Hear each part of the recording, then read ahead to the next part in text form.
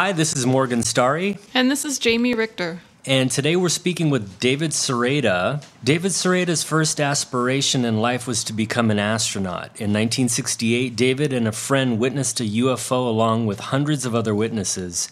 After this experience, David grew up as a UFO enthusiast, never living in doubt of the phenomena that has swept the world since the Roswell incident in 1947. His interest in space, religion, philosophy, astronomy, and science led him on his career in related fields. He has worked deeply in high technology, on environmental and humanitarian issues, and as a professional photographer for over 20 years. He has studied world religion, science, physics, and paranormal psychology for over 25 years. He'll be lecturing and leading a workshop at the Contact in the Desert UFO Conference, August 9th through the 11th, 2013, entitled Contact with the Pleiades Using Quantum Technology Transmitters. You can find out more about him at lightstreamtechnologies.com. David, thank you so much for being on the show with us. How did you get interested in the subject of UFOs? Well, as a little kid growing up in the Bay Area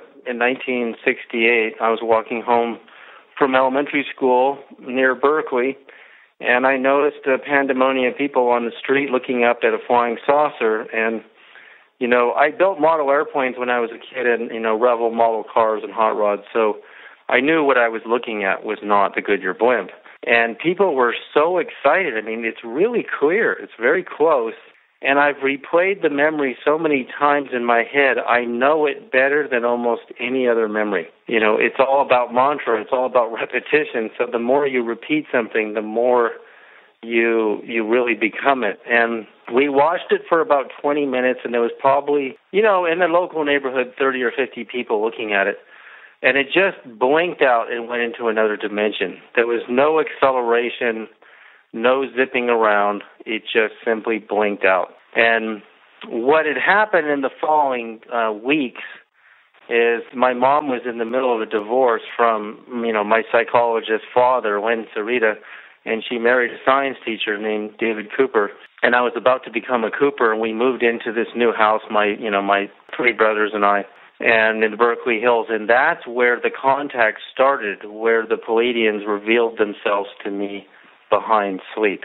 And these contacts were very, very gentle. There was no intrusive instruments or anything like that, and they were completely human-looking, different eyes than us. And they were teaching me about the propulsion system of the UFO at, 7 years old. So that's where it all started. And in those days, there was no such thing for me as a kid. When I told my mom about it, there's no such thing as ufology. I didn't know about conferences. So, I grew up my whole life. I started meditating every single day. By the time I was 18, I was in a full schedule of continuous daily meditation for over 33 years now. So eventually I discovered ufology, and I was very hesitant about, even telling my story to anybody, because it's not really, there's no pictures, there's no video, there's no physical evidence. It's just my story. So it sounds like you're describing communication with extraterrestrial beings. Were you able to communicate with them via speech, or was it telepathic, or was it emotional? How do you think you went about communicating with these beings? Well, in that state of consciousness, when you're in deep sleep, the brain is in at least theta or deep delta waves, which are the slowest, deepest brain waves, delta, below 4 waves a second. It's all telepathic. It's just, there's imagery, there's thought balls, there's understanding on a level that can happen so fast, like they can explain a whole matrix of movement of energy fields.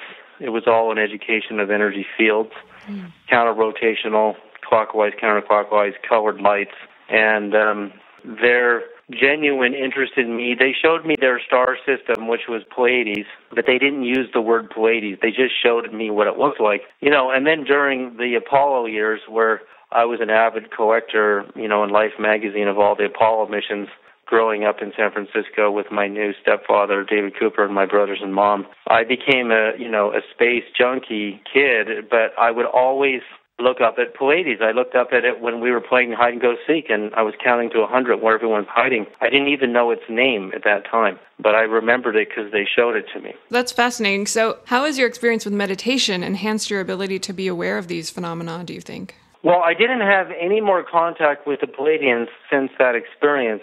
Growing up, I eventually, in 1972, moved to Vancouver, Canada, with my real father, my brothers, and I, and left our mom, which was devastating for all of us emotionally. But my dad was so into meditation and yogis from India, and I went and I was introduced to a yogi named Baba Haridas at a yoga retreat when I was maybe 13 or 14 years old in Canada. And I didn't really know what any of this stuff was about that my dad was into. But what happened in the middle of the night at a yoga retreat was I started to get this paralysis, very similar to what happens in alien abduction cases. My whole physical body, part by part, was becoming paralyzed. And I was sleeping in a tent at the yoga retreat. And suddenly it started going up my neck, and I felt like I was being choked or strangled. And I just relaxed. I wasn't afraid. And I just blanked out, and instantly there were these three gods, and they had blue skin, blue faces, jewels in their third eye. There was all this blue light coming from them, a woman and a man that were the most beautiful beings I'd ever seen, and a monkey man. And I didn't know who they were, but the next day, I was just looking at them, and they were just looking at me and shining with this blue light and this cosmic consciousness.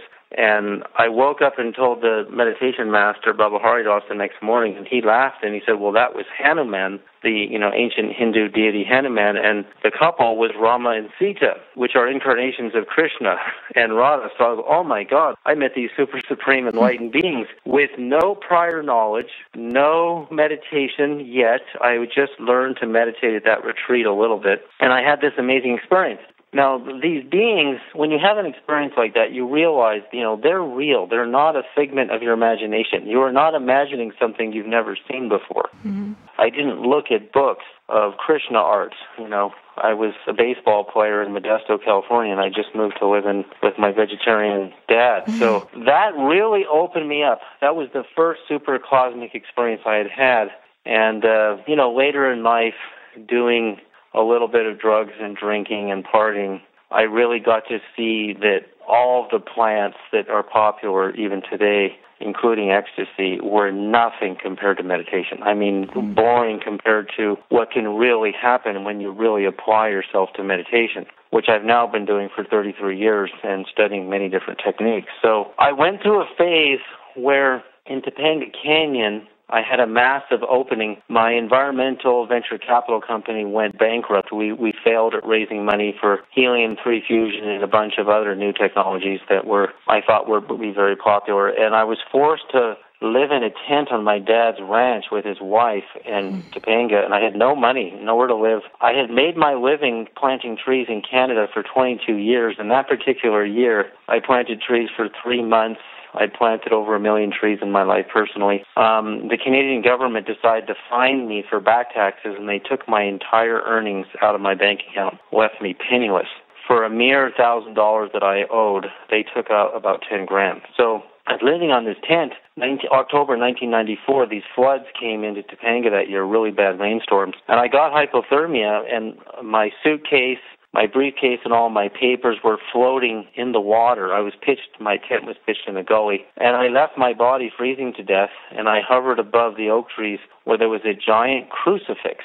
And the crucifix was humming this holy sound, and there was a baptismal font below it. And in spirit, I fell into the water, and I got cleansed by what Christians call the Holy Spirit. And I'm not Christian. I mean, I was baptized Catholic, but I'm mostly Buddhist. All my meditation that I really adhered to was Buddhist-based, so it was very shocking what was happening. And then I fly above the clouds above the California coast, and there's barely light from the sun on the horizon. The sun hasn't risen yet, and all of these glistening diamonds of light, like millions and millions of them, are rushing from all directions below, beneath, and behind me, and they materialize the body of Christ right in front of me. He's blinding like 1,000 of our suns, torrential love and ecstasy. And I fall at his feet, and he comes up to me. I can't look at him. He's too bright. He's too powerful. I look for 1 second and look down and go, oh my God. I mean, he's so supremely enlightened. He's so powerful. And he starts teaching me the same quantum physics on counter-rotational fields that the Pleiadians taught me when I was, 7 years old. In 1968, I was 7 years old. So I thought, wow, it's the same language. He's going into this, polarity matrices, singularity, all these advanced thought forms were hitting my consciousness super fast, just like the Pleiadians, but he's probably a billion times more evolved than they are spiritually. And from that day forward, I could see ghosts and the dead as perfectly as I see a regular human being, and meaning every fabric and every stitch. I can count the stitches on the garment of ghosts that have visited me over the years, perfectly date their clothing. And I even saw Princess Diana the day after she died. She stayed. I eventually built a deck and a yurt on top of the deck right behind the Inn of the Seventh Ray in Topanga on the hillside where my dad's horse ranch was. And there was Princess Diana sitting in my giant yurt, which is the size of a regular bedroom. And she's sitting there and she won't leave me. Like she keeps telling me, I can't believe they killed me. I just can't believe they killed me. And she would look at me and I went, oh my God, I'd hide under the covers and say, it can't be you. And I would try to make her go away. And then I'd lift the covers up and she's still there. And a half an hour later, I did that, and I said, no one's going to believe me that I met Princess Diana. They're not going to believe that I'm really seeing her. She had a thin white strip of light around her entire body, and she was very forlorn, and she was sitting with me for a reason that would beckon me for years. So that was the beginning of me seeing a lot of ghosts. And one night, there was these three, I'm sleeping. When a ghost comes near me through the walls of my giant yurt or my house, there's an electric static charge that goes into my body, and I could be in a deep sleep, and I will bolt out of bed, wake up, and I see these three spheres about the size of beach balls come through the wall. One is purple, one's bluish, and one's white. And one was pinkish, and one was purple, blue, and one was white. And they told me they're Arcturians. They said, we're Arcturians. And I'm, what? What's an Arcturian? And they made some jokes, and I thought, I don't really laugh at jokes like that. And I thought, you guys need to leave. And, these are balls of light. And what's amazing about them is they're about the size of the balls of light that have been recorded in crop circles. And Gary Schwartz, who's a Harvard psychiatrist who teaches at the University of Arizona Tucson psychiatry, is a friend of mine, and he's appeared in a number of my DVDs. He has a military camera that can see deep into the infrared bands of light. And he had a psychic channeler call in ETs, and on camera they got these basketball-sized orbs of light, balls of light that were zipping around the psychic's head. Wow. And I said, those are what I saw. So we've seen them in crop circles, we've seen them there, and they tell me they're Arcturians. Years later, I find out about this book by Norman Milanovich, this Russian psychic, who channels Arcturians. And sure enough, there's a star called Arcturus in the Boots constellation. Never heard of it before in my life, because I'm not an astronomy guy.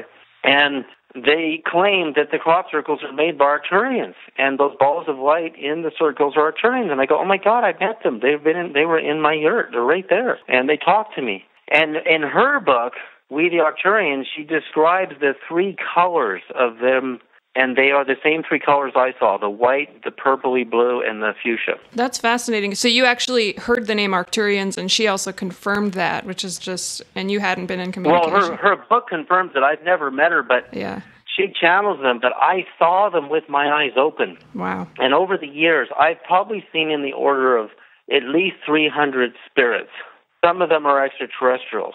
What confused me is I had no ability to organize or choose who might come through the door that day or through the wall. And I've met the well-known space being Ashtar and his female, one of his female partners named Tuella, with my eyes open. I've met beings from ancient Egypt. I've met Anubis. I've met Isis right in front of me. Isis 8 feet tall in my wife and I's, house in Sedona, Arizona. I've met so many, I could tell you a million stories. I used to skydive out at California City regularly, and there was a jump master there, this huge guy who looked like a Sasquatch with a huge beard and these massive feet. And this guy had and he would skydive barefoot and land in the middle of the desert with rocks and thorns with these big feet. Well, one day, I'm in my yurt, and I see this robe come down, and these feet but I don't see the head. There's all this light near the head, right? Mm-hmm. And I go, I know those feet. Those aren't Jesus' feet. I fucking know that guy's feet. I found out that skydiver, he died. Mm. And he came to you. Just before I saw him. And I said, that's it. He came to see me. I always loved that guy's feet. They were just so amazing. He was a cosmic skydiver, and he died. Fast forwarding, so you talk about a new technology you extracted from math found in the Great Pyramid of Egypt as a giant crystal oscillator that allows for faster than light communication with Stargate systems. So can you tell me how you acquired this information? And have you had a chance to collaborate with mathematicians or scientists in verifying the information? Well, I mean, for one, yeah, I deducted in theory that the Great Pyramid was a giant crystal oscillator because of the math. And I decided, a crystal oscillator, for people who don't know, your computer, your cell phone, all radios are basically relying on tiny pieces of quartz crystal with two little conductor or metal plates on either side of it to produce frequencies. And the way radio works today is whenever you have two quartz crystals that are tuned to the same frequency, they're in communication with each other. And you can alter the frequency of a quartz crystal by applying less or more electrical current in the form of voltage and amperage. So you can change its frequency slightly within a certain range of that crystal's capacity. That's what allows you to communicate via radio, internet. The whole internet works on crystal oscillators. And the other thing we use in electronics and microelectronics are the amplifier crystals, which are called transistors. The Intel computer chip has about 3 billion little quartz crystal amplifier transistors in them, and each piece of quartz is so small you can't even see it. It's on a nanometer, which means a billionth of a meter scale. So I was looking at the pyramid and going, what if this thing is a giant crystal oscillator? We make little crystal oscillators. And I was looking at these two experiments, one done at Berkeley and one done at Princeton, where they broke the speed of light using a certain type of crystal light source and certain types of barriers that crystal light source would go through. And I said, wow, well, the one done at Berkeley by Raymond Chow, and this was done in the 1990s early, and I talked to Professor Chow myself at great length, and he didn't seem to really understand why he shined a crystal light source through a thin sheet of silica, which is quartz, and it went 1.7 times the speed of light through the quartz barrier.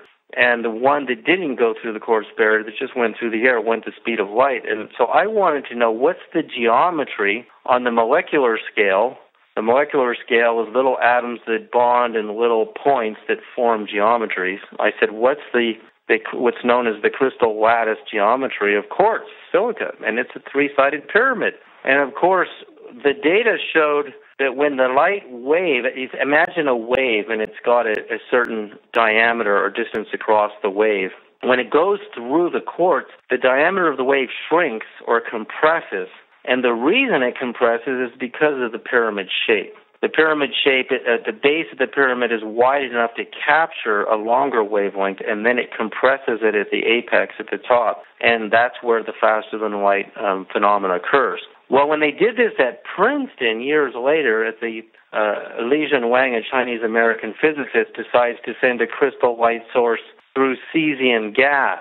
And cesium chloride gas, the geometry is four-sided pyramids. It's called cubic faced, which means there's 6 four-sided pyramids that are all inside of a cube. And I said, oh my God, it's pyramids, it's wave compression. It's the same thing. So what happens if you have a big pyramid and it's acting as a wave compressor as well? Leads me into my next question. You've spoken about quantum communication, the ability that consciousness has to affect our environment and how it has been suppressed by the government. Why do you believe it's being suppressed, and what can we do about it? Well, what starts to happen is, based on my theory of the pyramids, I did all the math in the Great Pyramid, which proves that it's a crystal oscillator. I mean, you can do the math over 1 million times and you're going to get the same number. And the numbers in the pyramid's dimensions, the frequency that it generates at the capstone is so mind-blowing. Is so mind-blowing, which I will present at the conference, that number rules the spiritual universe. It's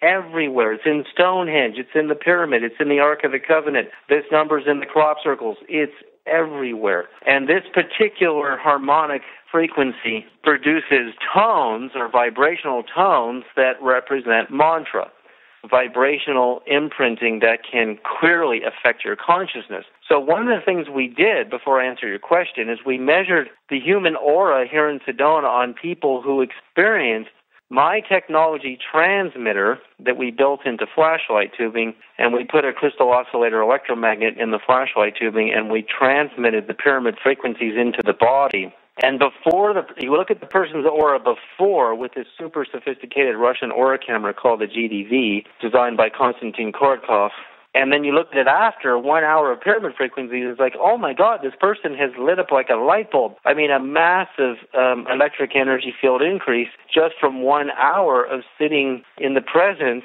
of pyramid frequencies that you can't hear. You're actually transmitting them via a crystal oscillator electromagnet, which is my invention at lightstreamtechnologies.com. So you're using mantras, ancient mantras that are built into the math of the pyramid, and you're radically affecting consciousness. A living system is getting so much better at transmitting light.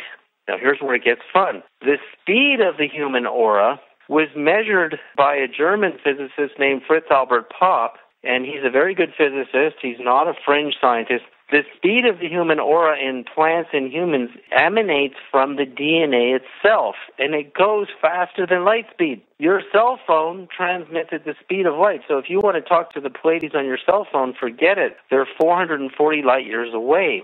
Now, but DNA will send a signal to the Pleiades for you faster than the speed of light, instantaneously, if you know how to tell DNA to send the signal to Pleiades.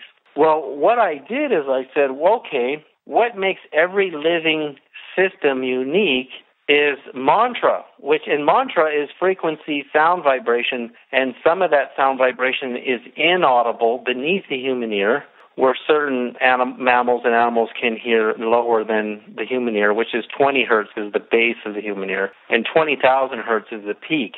Well, my pyramid frequencies span both the inaudible and the audible range, and the beauty of my transmitter is I can transmit all of it without sound. So that means your DNA gets to read frequencies below its capacity of the ear, and way higher in frequency than the ear. It can read it. And then if you give it the frequency of a target star system or distant planet, that frequency is so unique, it doesn't exist anywhere else in the universe. For example, Earth has a frequency which was measured by Nikola Tesla and Schumann to be approximately 7.88 waves per second.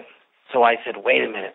They must have been wrong because, the math wasn't very good back then. And I measured, using NASA's satellite data, the exact radius of the Earth at the equator and at the poles. I did the math, which I'll show people how to do at the conference, and I calculated the frequency of Earth, and I said it's not 7.8 hertz at the equator, it's 7.5 hertz, and it's 7.45 at the poles. I said, how did Tesla get 7.8? I said, well, he was in Colorado, where the distance around the Earth, the circumference around the Earth is different than it is at the equator. It's slightly smaller, so its frequency is going to be a tad higher. Perfect. But it depends where you're standing on the Earth, and that's why everybody gets different frequencies on the planet, because it depends where you're standing on it. So if I can do the same math on a distant star like the Pleiades, as long as NASA knows the radius, and they do. They know the radius of 5 Palladian suns. Whenever you have 2 or more harmonic vibrations together, the ratio of the Palladian stars and their radiuses combined are so unique. They don't exist anywhere else on this planet. They don't exist in that ratio anywhere else in the known universe. So when you pulse your DNA with those frequencies together, your DNA sends the signal, which is your light body, to the Pleiades faster than light, instantaneously. So in theory, the math that I did it's very simple math, which people will learn how to do. I take those numbers, generate signals, tones. Based on those numbers, I compress them because the numbers of the Pleiades are too low. They're like D delta waves, which no human being really has the capacity to go in. NASA recorded the sound of our sun I got the sound of the sun, and it turned it into a huge cult following on radio shows because we were restructuring water with it beautifully. We could take ordinary garbage tap water, which had no structure, and pulse it with the NASA sound of the sun and restructure the water and go, wow, look at it now. Look at the vibrational imprint of the water now. And I went, well, and what did NASA do? They compressed the inaudible sound waves of the sun into the bandwidth of the human ear and retained the data, but it's just at a different rate of speed so that you can hear it. Now, here's the birth of all mantras, because the mother of all mantras is the mantra Om that we chant. In ancient Vedic India, the mantra Om means the sound of the sun. Well, where did they get it from? They got it from Egypt, because in Egypt, the word logos, which the Greeks borrowed also, means sound of the sun, vibration of the sun. So the mantra Om goes all the way back to ancient Egypt, meaning the sound of our star.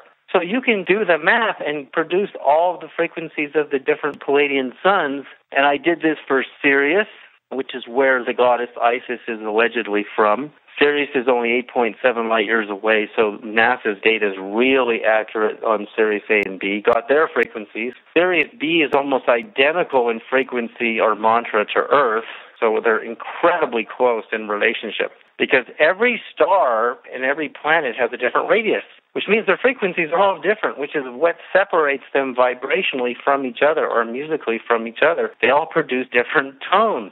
So it's beautiful. What happens now is my technology is available to either allow people to buy these transmitters to transmit different star codes or different... I have all the frequencies of the 9 planets in our solar system exactly, because NASA knows the radius of all of them exactly. And you can pulse your body with that planet like Venus or Jupiter or whatever you want, and you can experience it. And if they start to show up in your dreams, you start to have... I've had so many experiences out of body with the 9 planets. It's so much fun. It's like this is Stargate technology. It's interfacing mantra vibrational imprints of target destination.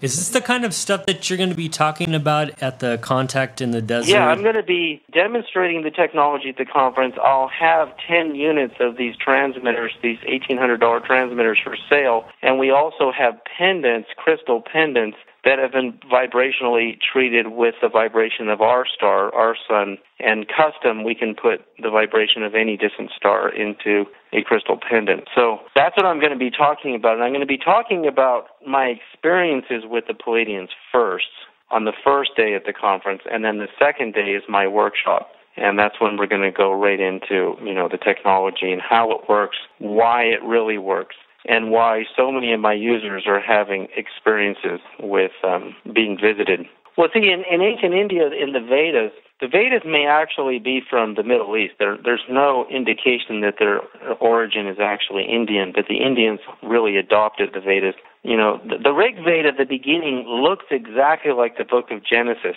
It basically says in the beginning was the vibration that moved itself onto water and created life. And that's exactly what Emoto has done in Japan, where you take vibrational imprints into water and then you flash freeze the water in 1 second and look at the crystalline structures. And you see the origin of geometry forming in response to vibrational imprinting. And that sets up the tone vibrations of life for that solar system and all the planets responding to their star in their solar system's master vibration. And what's amazing about that is, for example, I did a study on the frequencies of all the 9 planets, and they all fall within the bandwidth of the human brain's spectrum of frequencies. So the brain's lowest frequencies are delta waves, which have been measured to as low as half a wave a second and up to 4 or 5 waves a second. And above delta is theta, and theta is where most people dream. Now, what theta is like, 8 waves a second to 5 waves a second. It's in that range. The planet Earth is producing theta waves, where we all dream, and so is Venus. But Jupiter and Saturn are producing deltas. They're right in the delta range. And then you go to Mercury, and that's producing gamma brainwaves, right in the range of gammas, and so is Pluto. So Uranus and Neptune are actually they're alphas. I think they're alphas. I have to look in my chart. So the point is, our brain is operating like a tuning device, and its bandwidth is limited to the 9 planets' frequencies. Why? Because we're meant to be telepathing in tuning our brains into that entire spectrum, because there is something about the vibrations of the planets that are affecting us.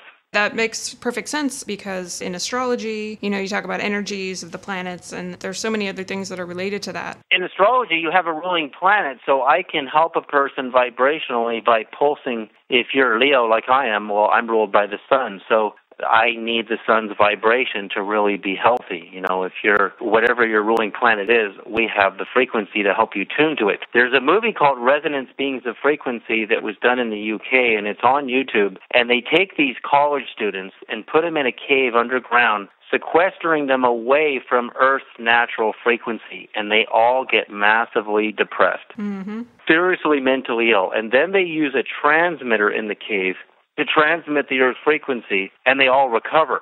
And they show in the movie how scientists have verified that DNA is reading frequencies all day long, and if you don't have the Earth frequency, you severely suffer. Well, guess what? With all of our cell phone traffic in all of the major cities in America, they can no longer detect the natural frequency of the Earth anywhere. It got drowned out. So the solution, if you live in a big city, is to have one of my transmitters and pulse your house with the frequency of Earth, so that you can re-plug your DNA back into Earth's vibration. So you've lost your mantra. You live in New York and LA, you've lost your mantra. Your base mantra is your planet mantra. It's gone. You can't see it. David, thank you so much for talking with us today.